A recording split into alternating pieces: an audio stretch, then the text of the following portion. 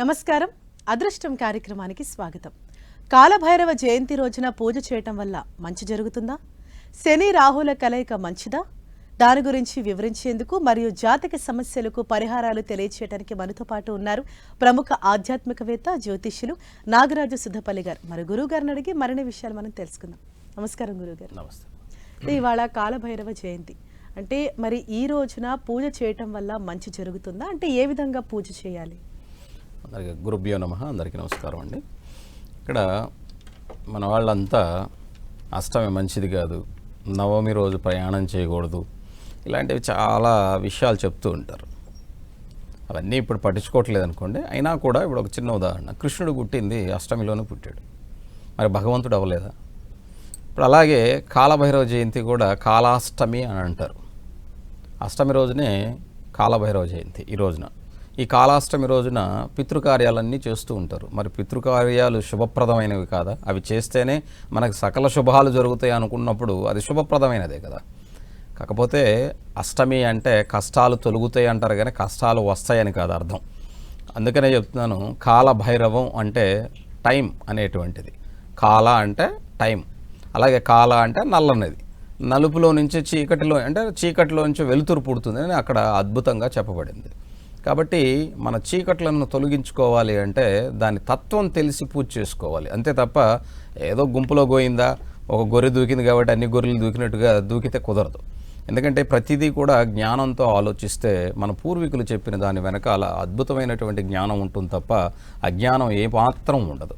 కాబట్టి కాలభైరవ జయంతి రోజున మనకి చాలా దోషాలు ఉంటాయి.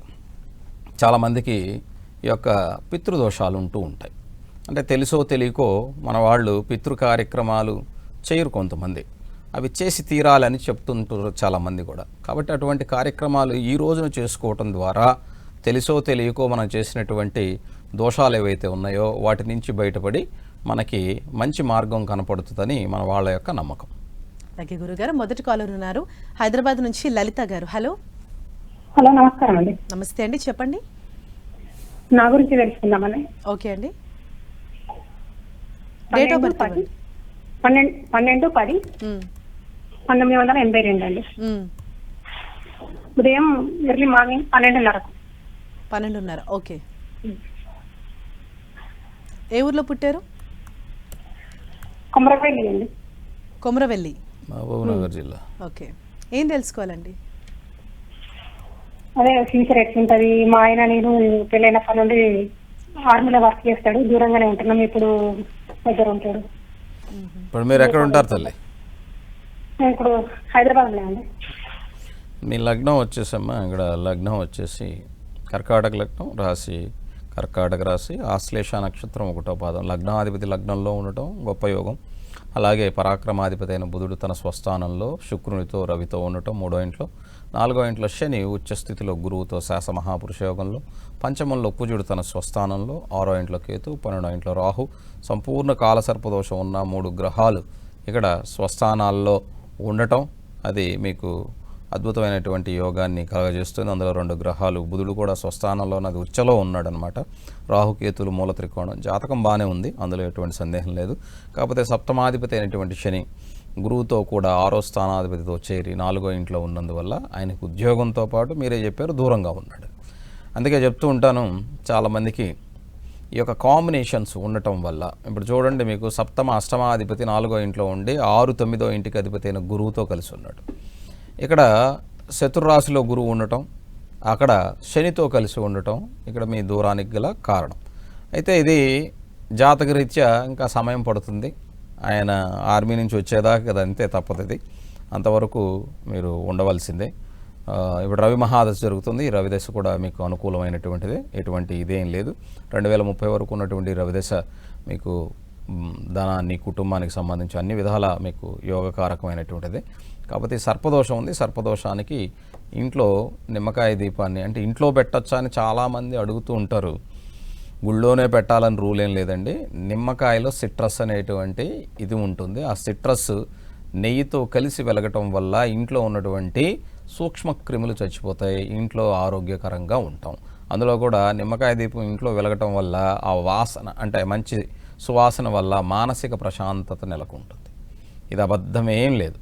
కాబట్టి అలా నిమ్మకాయ దీపం చాలా శక్తివంతమైంది అని ఎందుకు చెప్తారు అంటే సూక్ష్మజీవులను రానివ్వకుండా అందులో ఉన్న సిట్రస్ వల్ల మనకి మంచి జరుగుతుంది. కాబట్టి నిమ్మకాయ దీపం ఇంట్లో తప్పక పెట్టుకోవచ్చు.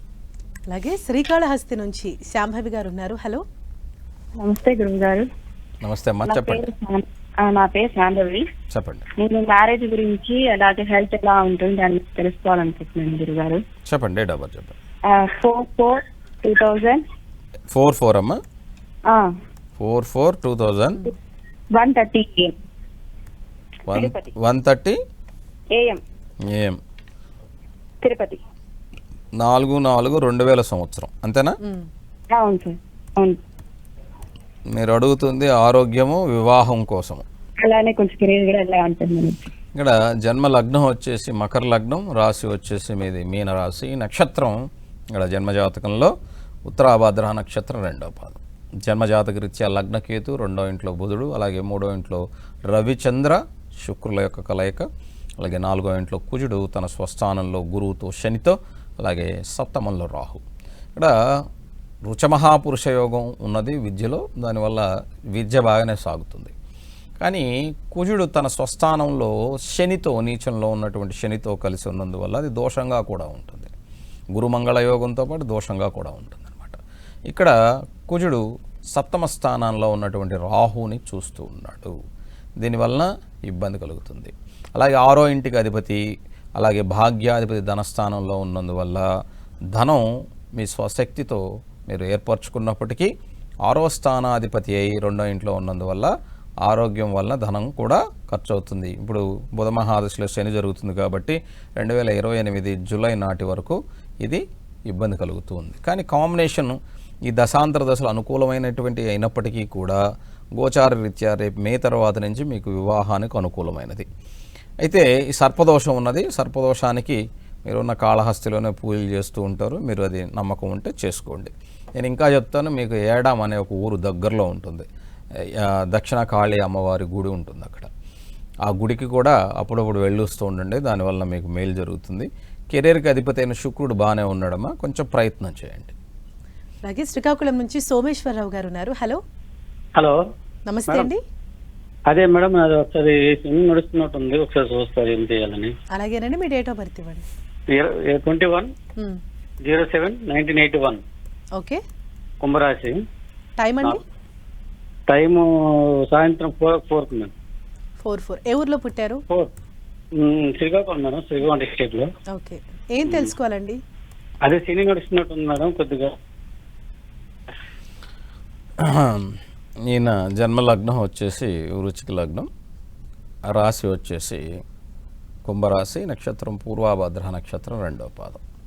జన్మజాతక రీత్యా 3వ ఇంట్లో కేతు, 4వ స్థానంలో చంద్రుడు చక్కగా భాగ్యాధిపతి సుఖస్థానంలో, అష్టమంలో కుజబుధుల యొక్క కలయిక, 9వ ఇంట్లో రవిరాహుల కలయిక, 10వ ఇంట్లో శుక్రుడు, ఏకాదశంలో గురుసేనులు ఉన్నటువంటి జాతకం. కేతు మహాదశ నడుస్తూ ఉన్నది.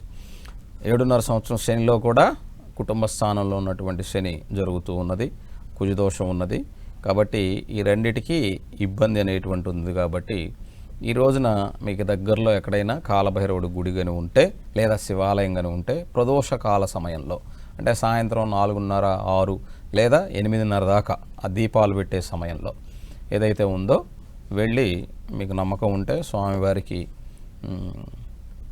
మీ చేతనైనది ఇది చేయండి, అది చేయండి అని చెప్పను, ఒక దీపం అయితే పెట్టే ప్రయత్నం చేయండి.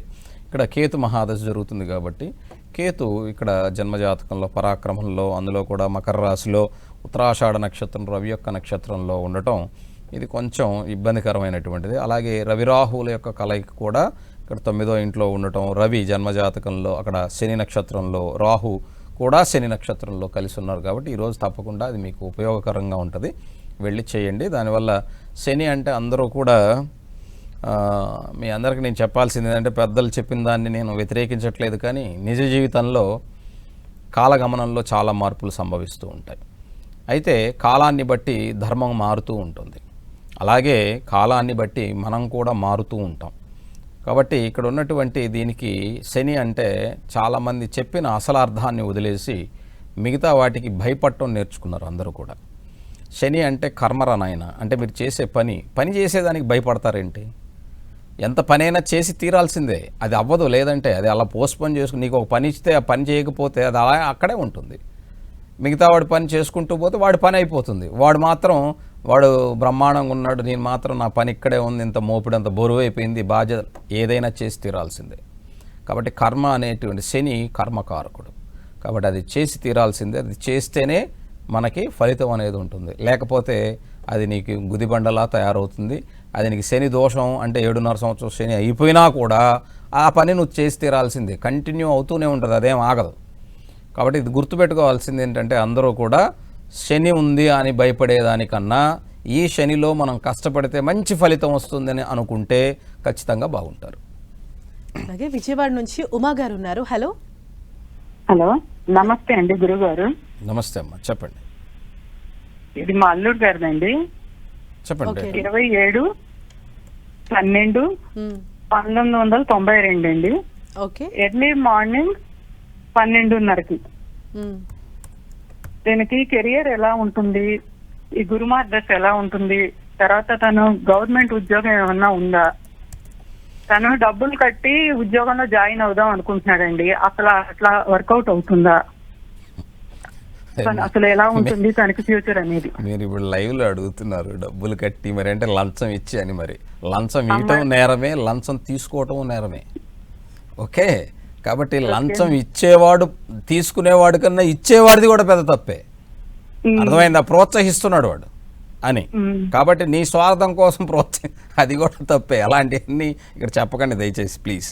ఇక్కడ లగ్నం వచ్చేసి కన్యా లగ్నం, రాశి వచ్చేసి మకర రాశి, నక్షత్రం శ్రవణ నక్షత్రం 1వ పాదం. లగ్నంలో గురువు ఉన్నాడు. ఇక్కడ లగ్న గురువు మంచిదే, మంచి తెలివి అదంతా ఉంటుంది. 3వ ఇంట్లో బుధరాహులు కలయిక, విద్యాస్థానంలో రవి, పంచమంలో శని చంద్ర శుక్రుల యొక్క కలయిక, 9వ ఇంట్లో కేతు, 10వ ఇంట్లో కుజుడు వక్రించి ఉన్నాడు. అష్టమాధిపతి దశమంలో ఉన్నాడు. డబ్బులు ఇచ్చి చేసే పని అదంతగా వర్కౌట్ అవ్వదు, డబ్బులు పోతాయి, ఆయన ఇష్టం, ఇంకా నాకు సంబంధం లేదు. ఇకపోతే గురు మహాదశ వచ్చేసి ఇక్కడ అనుకూలమైనటువంటిదిగా ఉన్నది. ఎందుకంటే 4కి 7కు అధిపతి అయి గురువు లగ్నంలో ఉన్నందువల్ల విద్య వలన భార్య వలన అతనికి యోగం ఉన్నది. అయితే అలాగే 2027 నవంబర్ నుంచి జాతకంలో గురువులో శని మహాదశ వస్తుంది, శని అంతర్దశ వస్తుంది. ఇది చాలా అనుకూలమైనటువంటిది అతని జాతకంలో. కాబట్టి 2027 నవంబర్ నుంచి 2030 మే వరకు అతనికి సమయం బాగుంటుంది.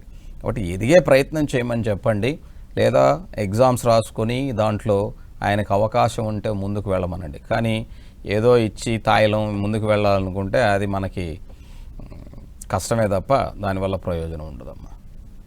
అలాగే హైదరాబాద్ నుంచి శుభా గారు ఉన్నారు. హలో. హలో, నమస్కారం అండి. నమస్తే అండి, చెప్పండి. నా గురించి అడగాలి గురువు గారిని. 11/2/66. ఓకే అండి. రాత్రి 10:20 నుంచి 10:40 లోపలండి. ఓకే అండి. గురువు గారు ఏ ఊర్లో పుట్టారమ్మా? హైదరాబాద్ అండి. ఏం తెలుసుకోవాలమ్మా? అంటే నా గురించే, అంటే నేను చిన్నప్పటి నుంచి ఏమనుకున్నా కాలేదండి ఇప్పటి వరకు. కానీ ఇప్పుడు పిల్లల మీద ఆధారపడుతున్నాను, అందుకు కొంచెం మా నుంచి వాళ్ళకి ఏదైనా హెల్ప్ఫుల్ ఉందా అనేసి అడుగుదాము అనేసి. ఇక్కడ మీరు అడిగినటువంటిది డేట్ ఆఫ్ బర్త్ అమ్మ 11 ఫిబ్రవరి 1966, రాత్రి 10:20 నుంచి 10:40. లగ్నం ఇది 10:30 వేస్తే 10:30కి లగ్నం మారుతుంది, 10:25కి లగ్నం మారుతుంది. కాబట్టి ఇది కన్యా లగ్నమా తులా లగ్నమా అని లగ్న సంధిలో ఉండిపోయింది. కాబట్టి ఇక్కడ నేను 10:40 అంటే నేను మధ్యలో వేశాను, కాబట్టి 10:30 కాబట్టి తులా లగ్నం వస్తుంది. కానీ అది కరెక్టా కాదో నాకు తెలియదు, వేసిన దాన్ని బట్టి మీకు చెప్తాను. కన్యా లగ్నం అయితే అప్పుడు 10:20 చెప్పాలి, మీరు 10:40 చెప్పకూడదు. 10:40 మధ్యలో అన్నారనుకోండి, అదేమైపోద్ది, లగ్నం మారిపోద్ది. లగ్నం మారిపోతే ఏమవుతుంది, జాతకం మారిపోద్ది. అప్పుడు కన్యా లగ్నం నుంచి 2వ ఇంట్లో చంద్రుడు, తులారాశి కాబట్టి విశాఖ నక్షత్రం 1వ పాదం, 3వ ఇంట్లో కేతు, 5వ ఇంట్లో రవి శుక్రులు, 6వ ఇంట్లో శని కుజ బుధులు, అలాగే 9వ ఇంట్లో గురు రాహులు ఉన్నటువంటి జాతకం. ఈ జాతకంలో ప్రస్తుతం శుక్రమహాదశ జరుగుతుందమ్మా. ఈ శుక్రుడు 2043 వరకు కూడా ఉన్నాడు, 20 సంవత్సరాలు. మరి పిల్లలే చూడాలి మిమ్మల్ని, దానివల్ల ఏమీ, ఎందుకంటే పంచమ స్థానంలో శుక్రుడు రవితో ఉన్నందువల్ల, కానీ వ్యయాధిపతి కూడా ఉన్నందువల్ల కొంచెం ఇబ్బంది ఉంటుంది వాళ్ళతో మీకు. అంటే మా వల్ల వాళ్ళకి ఏమన్నా లాభం ఉంటుందా అంటే నేను ఒకటే చెప్తాను, తల్లిదండ్రుల వలన పిల్లలకి లాభం లేకపోతే వాళ్ళు ఎలా పుట్టారమ్మా? వాళ్ళ జీవితాన్ని అనుభవిస్తున్నారు అంటే మీరు ఇచ్చిందే కదా అది. మీరు ఇద్దరు లేకపోతే వాళ్ళు మీ పిల్లలిద్దరు ఎట్లా పుట్టారు? మరి ఈ రోజున వాళ్ళు సౌకర్యవంతమైన జీవితాన్ని అనుభవిస్తున్నారంటే మీ వల్ల వాళ్ళకి లాభమే కదా, అది నష్టమేం లేదు. కానీ వాళ్ళు మిమ్మల్ని చూస్తారా లేదా అంటే శుక్రదశ జరుగుతుంది, శుక్రుడు పంచమంలో మిత్రరాశిలో ఉన్నాడు, శ్రీగ్రహం అది.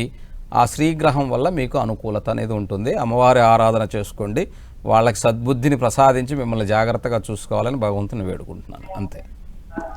అలాగే రాయచోటి నుంచి సురేష్ గారు ఉన్నారు. హలో హలో, చెప్పండి మేడం. మీరు చెప్పాలి సార్, కాల్ చేశారు మీరే, చెప్పండి. Date of birth August 15, 1981. 81 night 7 to 8 madam. Okay అండి. ఏ ఊర్లో పుట్టారు? రాయచూటే మేడం. ఓకే, చెప్పండి, ఏం తెలుసుకోవాలి? మా భార్య రీసెంట్ గా చనిపోయింది, మ్యారేజ్ జరగడం లేదు, ఉద్యోగ అవకాశాలు ఉనికిపోతున్నాయి దగ్గరికి వచ్చి. పెళ్లి చేసుకోవాలనుకుంటున్నారా లేకపోతే ఏమనుకుంటున్నారు? సెకండ్ మ్యారేజ్ చేసుకోవాలనుకుంటున్నారు అంతేనా? అవును స్వామి. అది క్లియర్గా అడిగేయండి, ఏముంది అందులో. లగ్నం వచ్చేసి ఇక్కడ కుంభలగ్నం, రాశి వచ్చేసి జాతకంలో మకర రాశి, నక్షత్రం ధనిష్ఠా నక్షత్రం 2వ పాదం.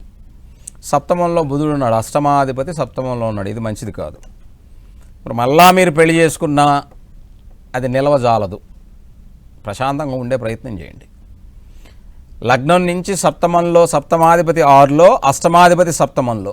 సప్తమాధిపతి అయినటువంటి సూర్యుడు రాహుతో ఉండటం వల్ల బ్రతికున్నా కూడా మీ ఇద్దరి మధ్య అన్యోన్యత అనేది తగ్గుగా ఉంటుంది, ఒకవేళ చేసుకుని రేపటి రోజున ఉన్నా కూడా. ఇప్పుడు శని మహాదశ జరుగుతుంది, శని అష్టమంలో ఉన్నాడు, బుధుని యొక్క అంతర్దశ జరుగుతుంది. వివాహ ప్రయత్నం మీరు చేయటంలో తప్పేం లేదు, కానీ చేసుకున్నా దానివల్ల మీకు ప్రయోజనం లేదు.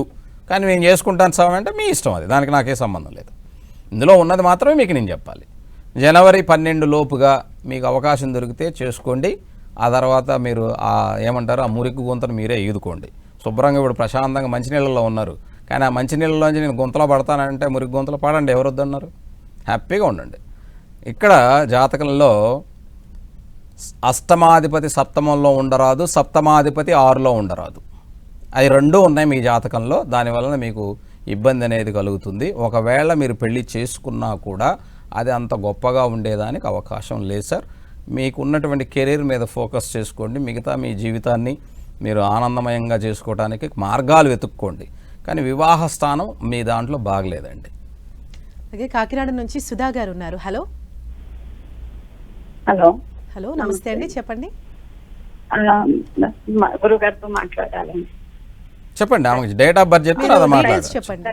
30th May 30 మే 1965 సార్. 1965. ఎన్ని గంటలకమ్మా?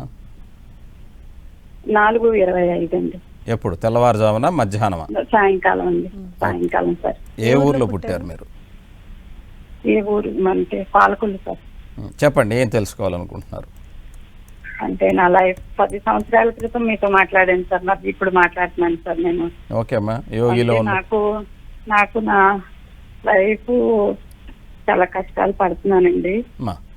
నా భర్త నుంచి కూడా నాకు ఎటువంటి సహకారం లేదు, ఆర్థికంగా కూడా నా దగ్గర ఆస్తులు ఉన్నా కూడా నాకు ఆదాయం కానీ ఏది రావట్లేదు సార్ నాకు. అంటే నా లైఫ్ ఇంకెలా ఉంటుంది అని. ఇక్కడ మీకు అమ్మాయి ఉందా? అయ్యా, మీ పాప అండి. కూతురు ఉందా? ఉన్నారండి, ఉందండి. మరి ఆమె ఏం చేస్తుంది? మా పాప అండి, మా పాప డాక్టర్ సార్. మరి ఆమె ఏం చేయకపోతే నేనేం చేయగలను తల్లి? అలా కాదండి, తను చేస్తుందండి నాకు. ఎందుకంటే పంచమాధిపతి శని పంచమంలో ఉన్నాడు కాబట్టి ఆడపిల్ల ఉంటే ఆమె చేయాలి, మీకు మిగతా ఎవరు చేయరు. తనే చేస్తానండి. ఇంకంతే. అంటే నాకు ఇంకా నా పేరున్న ఆస్తులు కూడా వల్ల కూడా నాకేం ఆదాయం రాదంటారు. అప్పుడు మీ తదనంతరం మీ కూతురికైనా రాసేయండి ఇప్పుడే, అప్పుడు దారికి వస్తారు. అంతే. అంటే నా భర్త నుంచి నాకు ఇంకేం మేలు జరగదండి. అది అమ్మా నేను చెప్పకూడదు, ఎందుకంటే కొన్ని విషయాల్ని గోప్యంగా ఉంచడమే మంచిది. అలాగే. నేను అందుకనే మీ పాపది అంతవరకే అడిగాను. పాప ఉంది కదా, పాపే చేయాలి. పాపే చేయలేదంటే నేను కూడా ఏం చేయలేను. కాబట్టి నీ పేరు మీద ఆస్తులు ఉన్నాయి కదా, ఆటోమేటిక్గా మీరు ఒక వీల్ రాయండి, తదనంతరం నా కూతురుకని, అన్నీ చక్కగా వస్తాయి. అంతే. అలాగే సార్. రైట్ మా. నెక్స్ట్ కాలర్ విజయవాడ నుంచి కిరణ్ కుమార్ గారు. హలో, చెప్పండి. నమస్తే అండి, చెప్పండి నమస్తే. ఎవరి గురించి తెలుసుకోవాలనుకుంటున్నారు? మా అబ్బాయి గురించి అమ్మా. ఓకే, డేట్ ఆఫ్ బర్త్ ఇవ్వండి. 28/8/1985. 85 85. 95 85. సరే, 1985. ఎన్ని గంటలకు పుట్టారు? సాయంత్రం 6:15 అండి. సాయంత్రం 6:15. ఏ ఊర్లో పుట్టారు? విజయవాడ అండి. విజయవాడలో పుట్టారు. చెప్పండి, ఏం తెలుసుకోవాలి? మ్యారేజ్ అవట్లేదండి, మ్యారేజ్ కోసం. 28 ఆగస్టు 1985. సార్ లగ్నం వచ్చేసి మీది కుంభ లగ్నం, మకర రాశి, శ్రవణ నక్షత్రం, 3వ పాదం. వాళ్ళ అబ్బాయిది. అది వాట్ ఎవర్ ఎవరిది. ఇక్కడ జాతకంలో లగ్నం నుంచి 3వ ఇంట్లో రాహు, 6వ ఇంట్లో కుజుడు, బుధుడు, అలాగే శుక్రుడు, సప్తమంలో రవి, అలాగే జాతకంలో 9వ ఇంట్లో శనికేతువులు, 12వ ఇంట్లో గురుచంద్రులు ఉన్నటువంటి జాతకం. ప్రస్తుతం గురు మహాదశలో చంద్రుని యొక్క అంతర్దశ జరుగుతుందండి. ఈ జాతకరీత్యా ఇతనికి వచ్చే మే తర్వాత వివాహం జరిగేదానికి అవకాశం ఉంది ఫైనల్గా. ఎందుకంటే సూర్యుడు సప్తమంలో తన సొంత ఇంట్లో ఉన్నా కూడా, ఇప్పుడు మీరే ఇచ్చారు జాతకం, 85లో పుట్టాడు, ఇప్పటికి 40 కదా.